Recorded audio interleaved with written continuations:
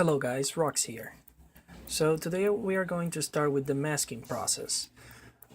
To save time and in order to make this even more simple, I'm just gonna show us the process for one part of the character in real time, and then we will move forward to watch a time lapse. You may wonder, why will you do the masking process? First of all, let's make a new layer. You see, when you do a mask, you are saving yourself time. Why is that? Well, when you have something masked, let's say a shape like this. Let's say that this is the skin of the character. If I make a mask, and by mask I mean any kind of shape in a separate layer, not a literal Photoshop mask. You can do that here, but that's not what I'm talking about. I'm talking about making a shape with a flat color and in a separate layer. Why in a separate layer? Because we're gonna block the layer here in the block panel, and that will allow us to only paint inside the mask. You see, if I grab a brush and try to paint outside, Photoshop doesn't allow me to paint outside. And later on, when we'll start rendering the picture, that will be really handy and will help a lot to save time.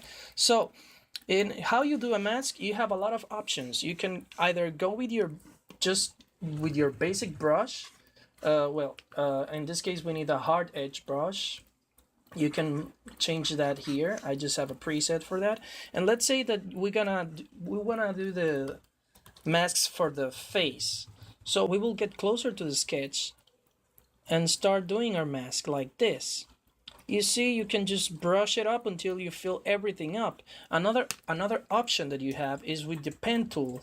Now the pen tool is here with the shortcut P.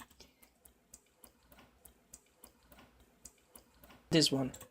But the thing is about the pen tool, at first is maybe a little bit tricky. You don't have to use it if you don't want to, but I'm just giving you options. Sometimes I prefer to use the pen tool if the form is pretty complex, or not complex, but has a large, rather say. In this case, we're just going to use the brush, just giving you options here. Usually when I work with the brush, what I will do is work with the edges of my shape like this all the way around the face, for instance. And when I finish up with edges, I will just make a selection inside with the magic wand tool. That's W for the shortcut. W, use the magic wand tool and select inside. Be sure you're in the same mask you did the layer. And then you go to selection, modify, and expand.